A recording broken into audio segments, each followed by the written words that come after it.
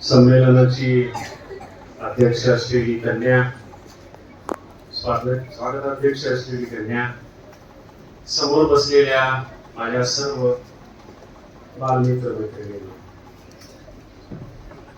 आणि ज्यांनी मला आवर्जून या कार्यक्रमाला बोलवलं ते या चळवळीचे प्रमुख आमचे मित्र विनोद शेंडगे सर. विद्यार्थी मित्र, तुम्ही सकाळीपासून बसलेला आहात. जेवण केलं का? कधी केलं?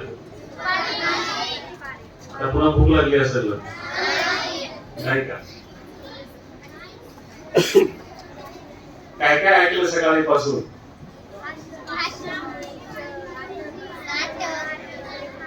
तिची प्रतिक्रिया खरी होती. भाषण सकाळीपासून. बरोबर आहे ना? नुसते भाषण सकाळीपासून. किती बोर झालं? लय बोर झालं? ठीक आहे, भाषण पिछन करणार नाही. आपण छानपैकी गप्पा मारूयात. तुमच्या सगळ्यांच्या कविता ह्या सगळ्या पुस्तकांमध्ये आहेत ना? हे समोर ठेवलेल्या वर पुन्हा काही पुस्तकं ठेवलेली आहेत. संमेलनाच्या अध्यक्षा तिनं पण वही दिली होती मला वाचायला. म्हटलं एवढ्या गडबडीत काही वाचणं होणार नाही, पण वाचल्या तिच्या काही कविता. कविता लिहायला तुम्हाला सोपं वाटतंय का अवघड रे? सोपं वाटतंय. कविता लिहिणं इतकं सोपं आहे. कसं काय? वाचनामुळं. मग बरोबर आहे ना. वाचन केलं की लेखन सोपं जात. तुम्ही सगळे वाचन करणारे विद्यार्थी आहात हे मला माहित आहे. कोण कोण वाचन करतं असं विचारायची गरज नाही. त्याचं कारण असं की फक्त वाचन करणारेच बोलवलेले आहेत. वाचन न करणारे इथं बोलवलेले नाहीये. त्याच्यामुळं कोण कोण वाचन करतंय हात वर करा म्हणण्याची गरज नाही. सगळे जण तुम्ही वाचता हे मला माहित आहे.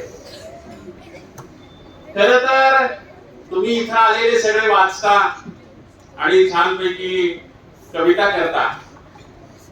तुम्ही म्हणता तसं कविता करणं ही अवघड गोष्ट नाहीये. आपण जेव्हा जेव्हा कुठल्याही भावनेच्या अतिरेकात जातो, बरोबर आहे ना?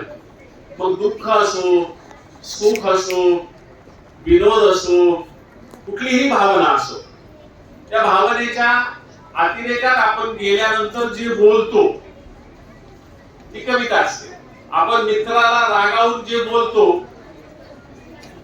ती कविता असते. बरोबर आहे ना? रागावून आपण शिवी पण देतो. बरोबर आहे ना?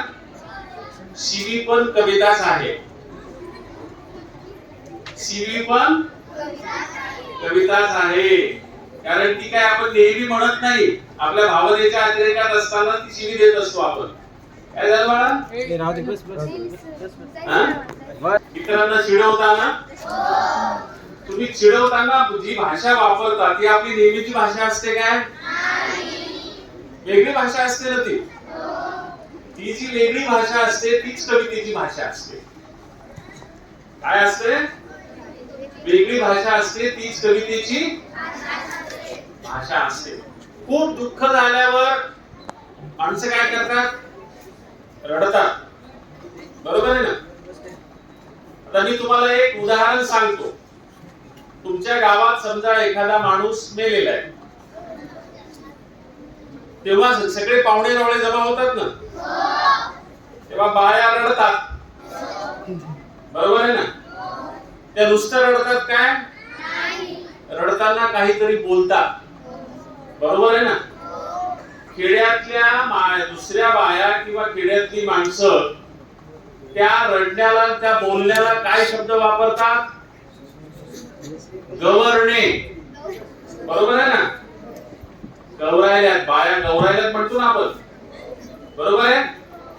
तुम्हाला गवरणे या शब्दाचा अर्थ सांगतो म्हणजे तुमच्या लक्षात येईल की त्या बाया दुःखाच्या अतिरेकानं जे बोलत असतात ती कविताच असते. गवरणे या शब्दाचा मूळ शब्द आहे गौरविणे. काय त्या शब्दाचा अर्थ? गौरविणे म्हणजे गौरव करणे. बरोबर आहे. मेलेल्या माणसाविषयी जमा झालेल्या ज्या बाया असतात त्या बाया काय म्हणत असतात? तो मेलेला माणूस किती चांगला होता ते सांगत असतात, त्याच्या आठवणी काढत असतात. बरोबर आहे ना. आणि त्याचा गौरव करत असतात. म्हणून त्या रडण्याला, त्या बोलण्याला, त्यांच्या त्या अंती सुद्धा गाण्यात बोलत असतात, त्या साधं बोलत नाही. म्हणून मी तुम्हाला सांगितलं की दुःखाच्या अतिरेकानं, सुखाच्या अतिरेकानं, विनोदाच्या अतिरेकानं, रागाच्या अतिरेकानं तुम्ही जे जे बोलत असतात ती कविता असते. मित्राला तुम्ही जे चिडवता ती कविता असते. आमच्या लहानपणी आमच्या वर्गामध्ये एक मित्र होता, त्याचं नाव होतं दिगंबर. काय नाव होतं? तर दिगंबरला खेडे भागामध्ये दिगंबर म्हणतात काय? काय म्हणतात? बरोबर आहे ना. दिग्या. बरोबर आहे. आम्ही डी सुद्धा म्हणायचो नाही, आम्ही डी म्हणायचो. दिग्या. बरोबर आहे ना. दिग्या.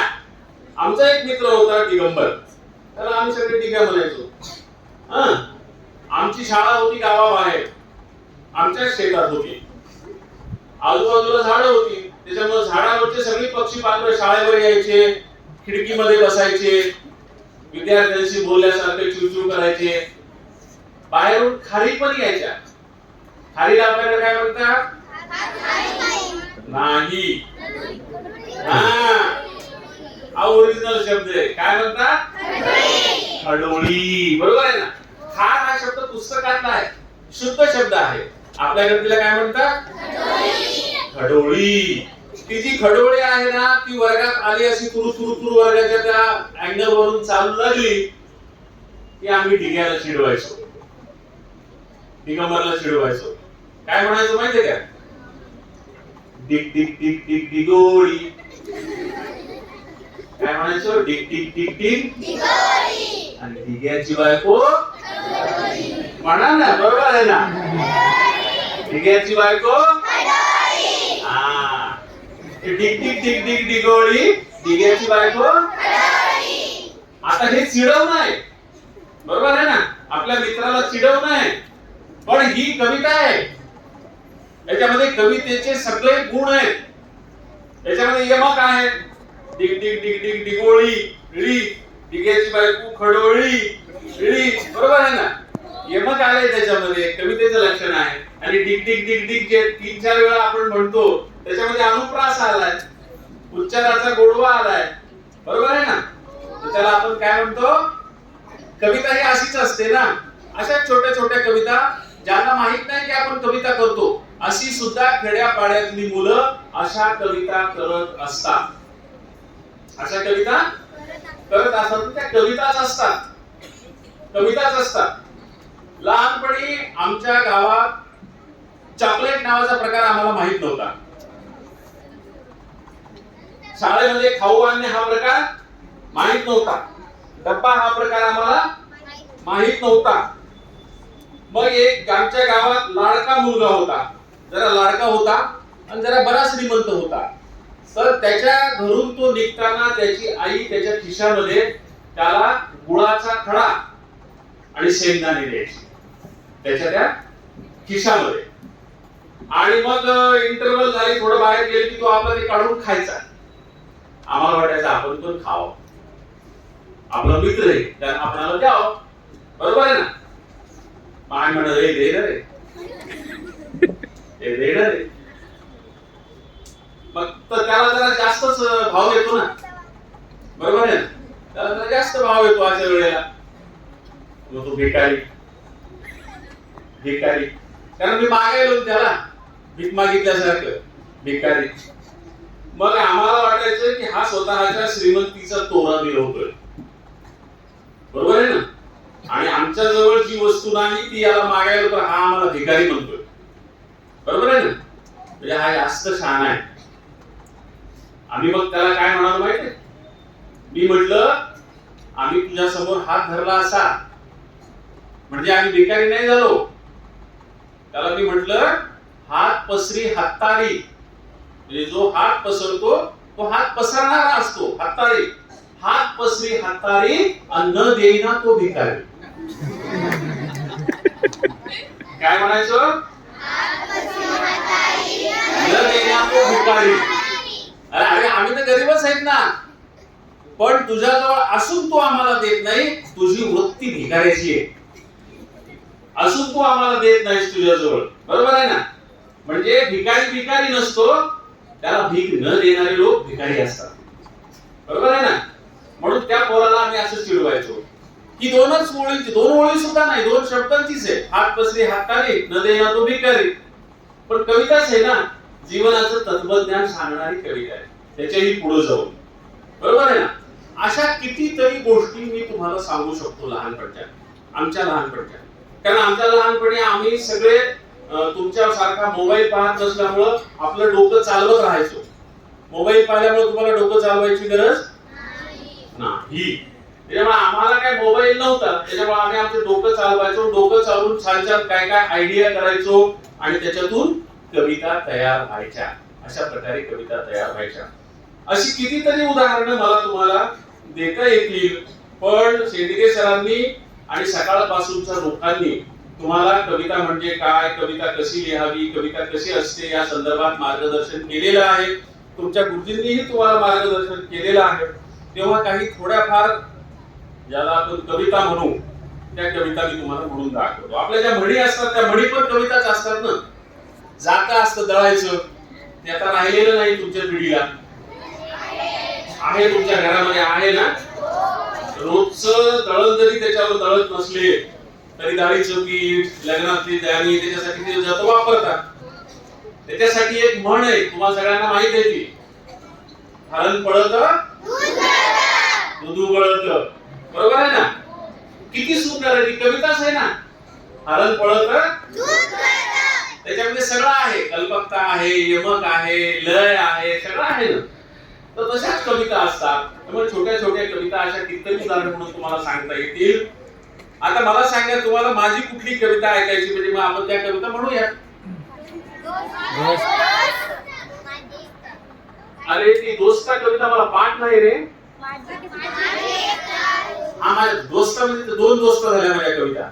एक काट्या पिट्याचा तुडवी तरसता, माझ्या गावाकडे चल माझ्या दोस्त, ही एक. आणि तुमच्या तिसरीच्या पुस्तकाची एक दोस्त कविता आहे ना माझी. माझी एक तिला होते तोच माझा त्याला कसे